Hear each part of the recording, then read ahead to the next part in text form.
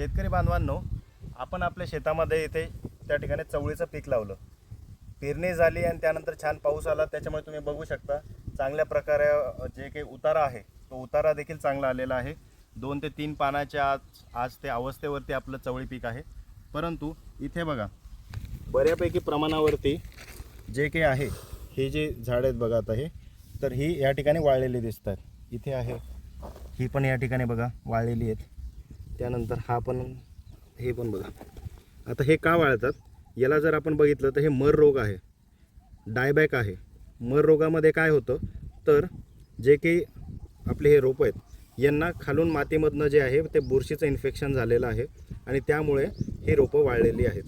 तर असं बऱ्याच जागेवरती आपल्याला दिसून आलेलं आहे. आता हे जर आपल्याला टाळायचं असेल तर काय करायचं, तर ट्रायकोडर्मा विरिडी हे आपल्याला जवळच्या कुठल्याही कृषी जे आपलं विज्ञान केंद्र आहे किंवा कुठलंही तुमचं कृषी विद्यापीठ असेल तुमच्या घराजवळ, तिथे तुम्ही जाऊ शकता.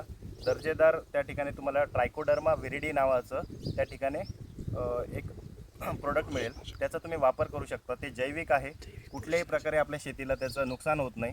आणि त्याचं जर तुम्ही का वापर केला आणि जेव्हा तुम्ही ह्या बिया इथे पेरण्यासाठी वापरत असाल कुठल्याही पिकाच्या, ही चवळी असू द्या किंवा इतर पिकं असू द्या, त्या ट्रायकोडर्माची जी पावडर असेल ती तुम्ही त्या ठिकाणी 10 किलो सीड मागे 1 ते 2 किलो त्या ठिकाणी वापरून त्याला सीड कोट करू शकता आणि मग त्या ठिकाणी पेरणी करू शकता. त्यामुळे होईल काय की ते ट्रायकोडर्मा या बुरशीला कुठल्याही प्रकारे वाढू देत नाही आणि आपलं जे पीक असेल ते योग्यरित्या उगून देखील येईल आणि पुढे टिकून देखील राहील. तुम्हाला आजची माहिती कशी वाटली नक्की सांगा. धन्यवाद.